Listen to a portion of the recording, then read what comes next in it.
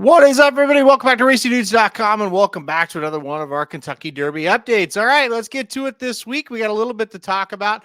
I'm actually going to start with the top fives first for this week because most of what we have to talk about, it will be recapping last week and then coming up this week. Top fives, not a lot of changes. I'll go through Jon White's first. He's got Burnham Square right there at number 5 once again this week. Of course, Burnham Square, last time out winner of the Holy Bull Stakes. Burnham Square at 5. Sovereignty at 4 for John. He was 3 last week, 4 this week, and I think he just flipped here and went East Avenue number 3 since East Avenue is running in the Risen Star. So with Sovereignty, we're probably a couple weeks away. We're probably looking at the Fountain of Youth down at Gulfstream. With East Avenue, hey, he's in the entry box. We're going to see him on Saturday. We'll talk a little bit about him here in just a second. Number 2, Citizen Bull, of course, winner of the Robert B. Lewis, and then the other Bob Baffert trainee, Barnes, number 1 for John, as Barnes will either go to the San Felipe or the Rebel, it looks like. So we'll kind of keep an eye on that. Not running this weekend in the Risen Star, which that was never the plan. It was either going to be the Rebel or the San Felipe. We'll see what happens. With John's number 2 horse, Citizen Bull, San Felipe's kind of been talked about as well. I think where Citizen Bull ultimately goes will kind of dictate, like if they don't maybe think Citizen Bull may run in the San Felipe, then they may just run Barnes there. I don't know, though. It's really hard to tell with these Baffert horses. So to review, John's top 5, Burnham Square, Sovereignty, East Avenue, Citizen Bull, and Jon White will have Barnes number 1 once again this week. Speaking of Barnes, I've got him number 5. No changes for me on this list, but we'll run through them. Barnes at number 5, just waiting for him to stretch out. We've seen some horses not stretch out so well, but that doesn't mean Barnes isn't going to. I think he will. That's why I've got him at number 5. Journalism number 4, we're in a holding pattern with him. We'll see what happens. I think San Felipe is where he is pointing. We'll see what he can do. Number 3 is Sovereignty. Kind of talked about him in a holding pattern with him. We'll see if we'll see him in the Fountain of Youth. He's working out down in South Florida. Number 2, East Avenue, going to run this weekend in the Risen Star. We'll talk about that here in just a second. And then number 1 for me since November at Citizen Bull. I'll keep him at number 1. Look, I'm ready for somebody to maybe try to put in that number 1 spot, but nobody seemed to really done it yet. Nobody's caught my eye, big enough, I guess you would say, for me to put him number 1. So I'll keep Citizen Bull number 1 for another week. All right, let's recap what happened last week. I'll put it up on the screen now. It was the Sam F. Davis Stakes live from Tampa Bay Downs last Saturday, and it was won by the Brad Cox-trained John Hancock. John Hancock gets the job done. If you watch this race, it certainly looked like a 2-horse race pretty much the entire time. John Hancock on the lead, Owen Almighty stalking the pace. They get up towards the top of the stretch, and it gets close. Owen Almighty maybe even starts to maybe just ease ahead of him, kind of top of the stretch to mid-stretch maybe for a couple of seconds, gets the lead.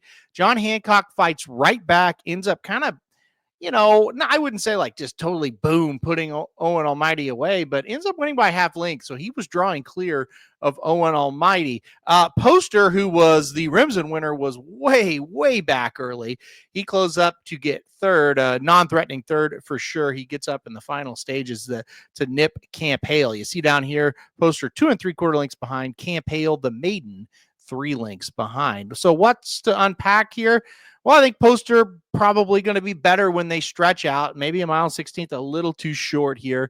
So I think he'll be a little bit better when they stretch out in distance. I'm not, still not overly like crazy about this horse, but honestly, for his first race out of the season, it wasn't that bad. First loss for Poster, though. That's probably a little disheartening to the ownership group. Now 3 wins and 4 starts. But anyway, got way behind. I don't think he was making up a mile, that kind of ground at a 1/16 at Tampa. It just wasn't going to happen.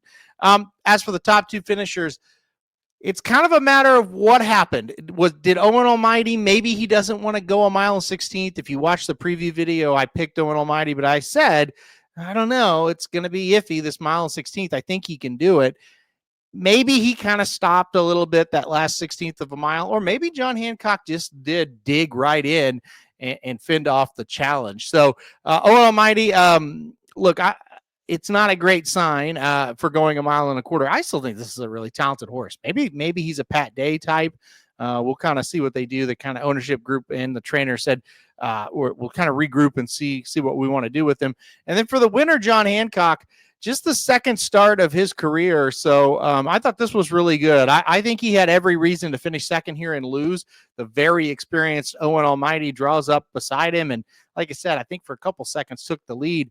But John Hancock fights right back. He showed that he knew what he was doing. I think he'll get a lot out of this race. I thought he improved race 1 to race 2 very nicely. So pretty good race from John Hancock. I think we'll see him, obviously. We're going to see him in another prep. Tampa Bay Derby sounds like not going to happen for Brad Cox here. He kind of said maybe this race took a little bit out of him. Maybe they'll wait.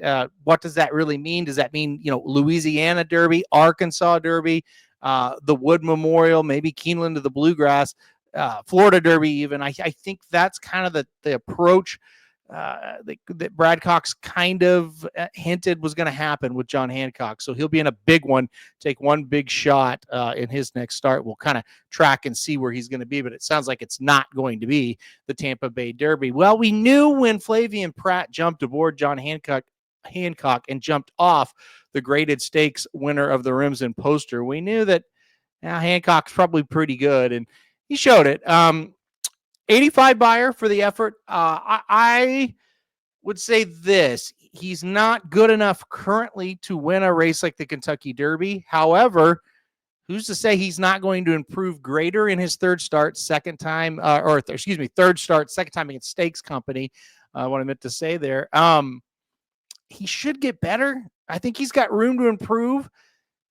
What if he jumps up and runs like a 94 or 95 buyer in his next start? Maybe then one more improvement, he's going to be right there. I'd keep him on the radar. He's not in my top 5, as you saw, but I thought this was a pretty good effort.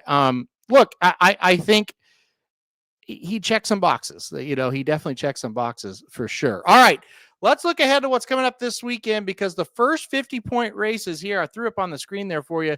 It is going to be the Risen Star Stakes live from Fairgrounds here on Saturday. I'll scroll up here. Race 14 on the card and a field of 13 horses here. And, of course, my number 2, Jon White's number 3 ranked Kentucky Derby horse, East Avenue, has drawn the 4-post. He will undoubtedly be the favorite of this race. I've got a full preview coming out of this race here very soon. So if you're watching this video and you want in-depth coverage with horse-by-horse coverage, I'm going to do that for you here in just a second. So if you're watching this, it's probably already posted. But if it's not, just hang out about 20 minutes. It will be. But anyway, yeah. So back to what I'm saying, though. I thought this field would come up a little bit stronger of a challenge for East Avenue. I look at this field and I say there are some nice horses. Jonathan's Way and Vassimo and Built, amongst some others. They're not bad, but if East Avenue was truly the number 2 Kentucky Derby horse, according to me, and /or the number 3 Kentucky Derby horse, according to Jon White, he should win this race. And if he doesn't win, he should have some kind of major excuse. That's just the way I look at it.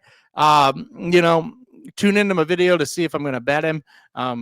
You can probably tell that I'm pretty high on him if you've watched anything. So we'll be excited to kind of see what happens here. But this is a race he needs to win, or at the worst, just run it very strongly and maybe just barely get beat or something like that. So big race for him, big race from the other ones as well. First 50-point race of the season. And then we'll do a 20-point race on Sunday. The Sunland Derby going to be raced on Sunday. Field of 9 for this one. Got up on the screen for you now. Bob Baffert, a getaway car, has come here to run instead of going over to the Saudi Derby. They kind of said, hey, we're going to take him to the Saudi Derby. That's not the case. He's going to run right here in Sunland. So look out for getaway car here. Smash It and Take Charge Tom, kind of the couple of the locals. It's My Birthday, another local in here as well. And then Mackenzie Street shipping in and changing over to Evans as the trainer. Wesley Ward's going to ship Touchy over, and the coach will send Caldera over. Caldera will be popular in the betting windows. That's a My Racehorse owned horse. So Caldera will garner a lot of excitement there at the betting windows. I'll have a full preview for this out as well. So that's good news. Just stay tuned to the channel here. Full preview coming out for the Sunland Derby. All right. So that's kind of the Kentucky Derby update. I'll take this off the screen now. It's going to get interesting now, right? 50-point races start with the Risen Star, Rebel next week, then a bunch in March and obviously April as well. So it's kind of the prep for the big prep season is over. We're getting to business now. And you just think of the Risen Star last year, Sierra Leone won the race. Of course, came within a whisker of winning the Kentucky Derby as well, and also probably cost Forever Young the Derby as well. We won't get into that. But anyway, he came out of the race. The Risen Star has really become a very important race. So a very big race coming up at Fairgrounds. Tune in next week. We will have you covered. We'll recap these two races. We'll talk about the Rebel Stakes. That'll be coming up next weekend, so we'll talk about that on the next show as well. For this show, guys, thank you, everybody, for watching. Hit that like button if you liked the video. Hit subscribe if you really like it. Want to get alerted if we do more videos like this. And most importantly, come back next week for another Kentucky Derby update.